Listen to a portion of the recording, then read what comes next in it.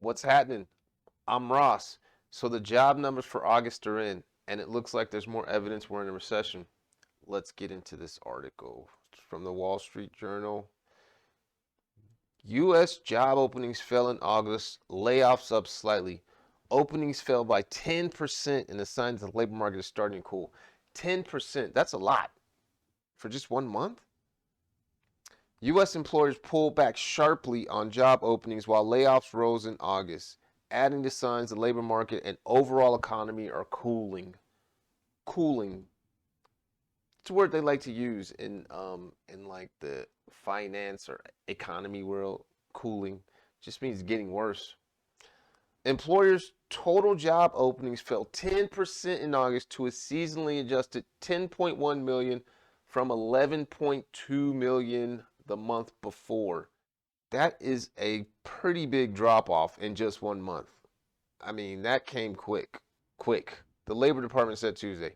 The 1.1 million drop in openings is the largest decline since the early months of the COVID pandemic in 2020. Yeah, this is not good. And like I said, 10%, that all happened in 1 month. If that continues on, that's going to be that's a catastrophe if that continues on. I mean, because it's only a couple of months before then it's not job openings, it's layoffs. Openings dropped the most in healthcare, retail, and other service industries. The decline in openings coincided with an August easing of job growth. Employers added 315,000 jobs that month compared to 526,000 jobs in July. The figures reflect a labor market that is still strong overall, but lost some steam in August after recovering rapidly from the effects of the pandemic. Yeah, we recovered rapidly from the effects of the pandemic, but with the artificially low interest rates, which we don't have anymore, which a bunch of stimulus and money printing being pushed into the economy, which we don't have anymore. So it's a different time, So yeah, we rapidly recovered from the effects of the pandemic based on, printed, conjured up money and artificially low interest rates, which the interest rates have been artificially low for years now. So that's not even a. The labor market is cooling a bit from the extremes we saw coming out of the pandemic, said Stephen Stanley, chief economist and broker at dealer at Amherst Pierpont. The 10.1 million job openings in August far exceeded the 6 million unemployed people looking for work. The openings also remain well above pre-pandemic level in 2019 when they averaged 7.2 million. Yeah. So, you know what I always wonder, this 10.1 million job openings and the 6.1 million people that are looking for work. Do those people match? Do these 10.1 million people, these 6 million people, are they qualified for the 10 million job openings and vice versa? Like, are they in the same location? Right? So it's not always apples to apple. I know it's just a comparison, it's just a number, but it doesn't necessarily mean those 6 million people that are looking for work have the skills necessary to fill the jobs that are on the open market, those 10.1 million open jobs. Or maybe those 10.1 million open jobs are all, low wage, terrible, not good for your career jobs. I don't know. It's just a question. I'm not saying they are or they aren't. I'm just things you should think about when you read some of these numbers. The high number of job openings and low unemployment rate at 3.7% in August means that it remained relatively easy for people to find work. Even if the labor market is cooling, it doesn't mean it's cold, Mr. Stanley said. On Friday, the Labor Department is to release the number of jobs added or lost in September and the unemployment rate for that month. Federal Reserve officials are aggressively raising interest rates to reduce high inflation by slowing economic growth, including wage and job gains. Fed Governor Philip Jefferson said Tuesday, after the job openings report was released, that labor market remains tight, which could keep fueling inflation pressures. In a market with more job openings than workers, the competition to fill vacancies is leading to rapid wage gains now, and the resulting salary compression may lead to further upward wage pressures in the future, he said in a speech in Atlanta.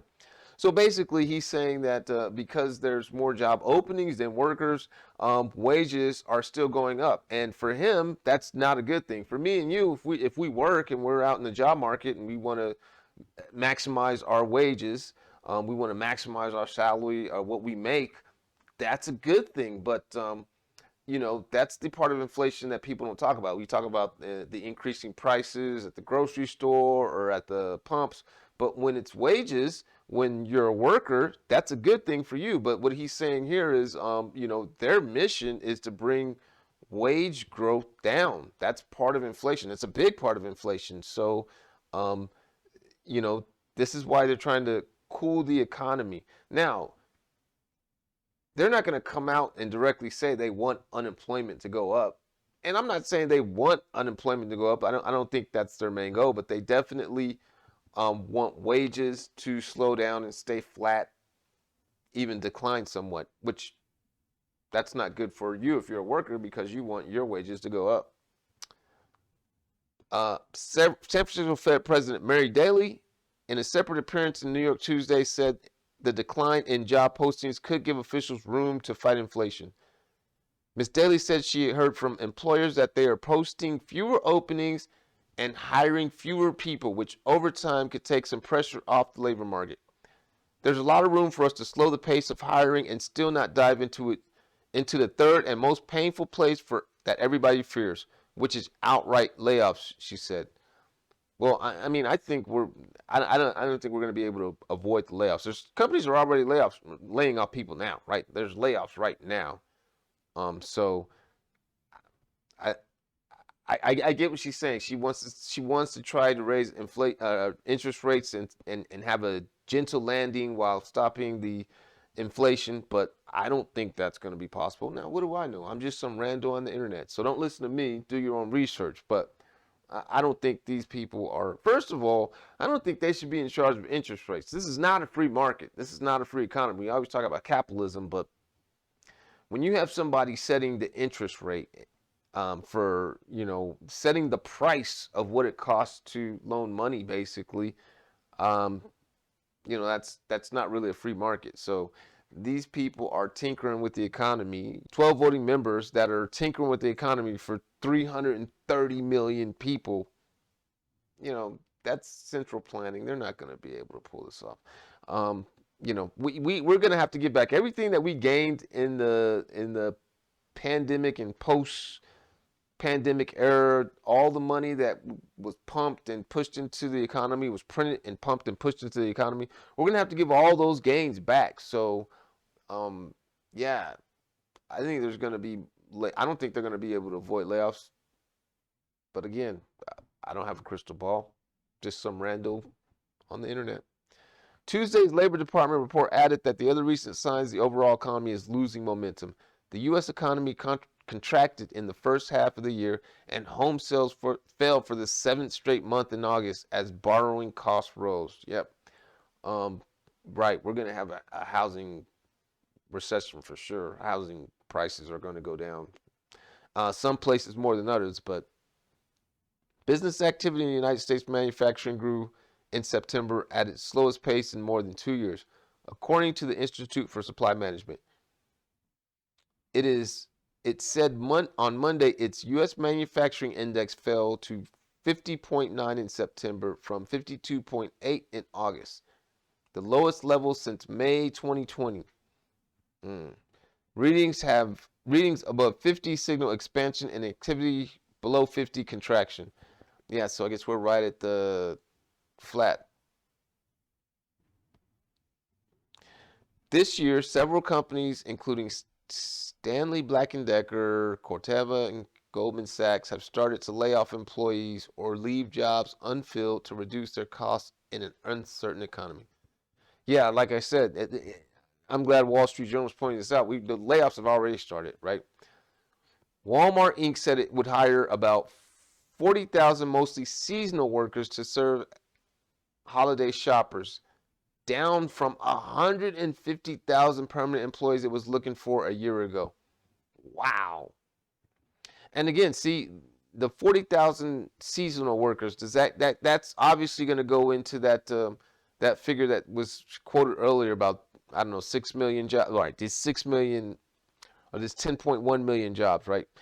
The 40,000 and how many more like it are like that, like seasonal work where it's not, it's just not a, like working at Walmart over Christmas.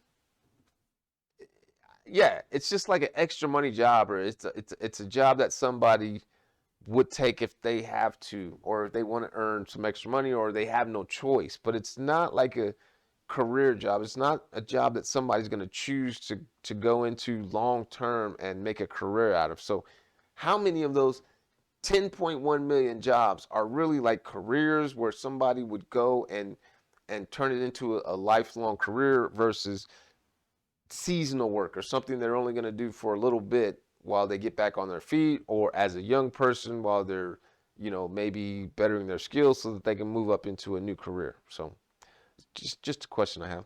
Just questions. Where were we? Yet nationally, the number of layoffs recently remained below pre-pandemic levels. Executives say that cutting open positions and not posting new ones is easier than laying off current employees. Now, yes, and that's easier for executives. You know who's not easier for? The employees, because they have to take on more work, right? So if you guys had a 10-person team and then two of you guys quit, go somewhere for whatever reason, now it's an 8-person team. So yeah, that's great for the bosses because they get to save money on not hiring people. But now those 8 people got to divide up. The work that those 2 people left, it's got to be now divided onto those eight people. Economists said that the labor shortage over the past year could leave companies more hesitant to lay off workers if the economy falls into a mild recession. The total number of people who left their positions voluntarily called quits remained elevated at a seasonally adjusted 4.2 million in August, which suggests that workers are confident enough to leave their current postings. I mean, that's good news. This is all good news. I don't want there to be layoffs, but I just think there will be soon. I mean, more than they're going to be able to say, oh, this is just routine layoffs. Now, I don't know when, I don't know how long it'll take, but I think when things shake out, there will be more layoffs. Aaron Terrazas, chief economist at the job website Glassdoor, said that labor market has been surprisingly resilient this year. It's still going hot, he said. It's an extended summer, but everyone is waiting on winter to come. Yeah, right. Winter is coming. Alan Hanley, chief executive of waste and recycling collection company LRS, said it has become a little easier to find and retain garbage truck drivers in recent months. Mr. Hanley said his company is offering higher wages. Workers are also, there goes those higher wages again that Governor Jefferson was talking about trying to stop or contain. Workers are also more concerned about the economy and so want to keep the jobs they have, he said. LRS has raised pay over the past year about $25 an hour from roughly $19 an hour previously. That is quite a big jump. That's $7 an hour jump. I don't want to do the math, but it's quite a bit. The company, which employs about 800 drivers and 400 recycling sorters in Illinois, Minnesota, and other states, has been upgrading to trucks that can be operated by a single worker instead of the older models that need a driver in the front and a second employee in the back. And it's just like that model I was talking about when the CEO said they weren't hiring in. But it's with the sanitation workers. They had a truck that takes 2 people, and now they have a truck that takes only 1 person. Now, how much you want to bet? I'm sure there's some technological advances on that truck, but how much you want to bet that 1 person probably has to work a little bit more somewhere along the way? I'm just guessing. I'm not there. I don't work the trucks, but I'd be interested to look at the 2 processes compared to each other. Mr. Hanley recently spoke to managers in Wisconsin as part of his monthly trips to recycling sorting sites and saw signs that the previous hiring challenges were easing. Labor didn't come up in the conversation as much, he said, referring to the Wisconsin managers. Between the sign-on bonuses, retention bonuses, and increasing pay, it's quieter today than it was 3 months ago. Yeah, and all that, that this might just be the the beginning, right? We're just at the edge of the beginning, right? So yes, things are getting easy. It's becoming easier to hire people, and that might avalanche or snowball into something else. Tuesday reported Tuesday's report detailed how many open jobs were available at the end of August, as well as how many people left their positions through quits and layoffs. Regionally, the Midwest posted the sharpest drop in job openings, which fell by 24% in August from the month before. The three other regions posted declines of 6%. So that 10% was 24% in the Midwest and the other. So 24% in the Midwest and the other ones only fell by around 6%. So it sounds to me like the vast majority of the job openings that went away were in the Midwest. I wonder where at. And they don't even bother, they don't even, it's like they don't even highlight that or call that out. That's the end of the article. Okay. That would be interesting to know. Like, I wonder why they're concentrated in the Midwest, and where's the Midwest, and what does the Wall Street Journal or this particular, you know, whatever survey they did, where do they consider the Midwest?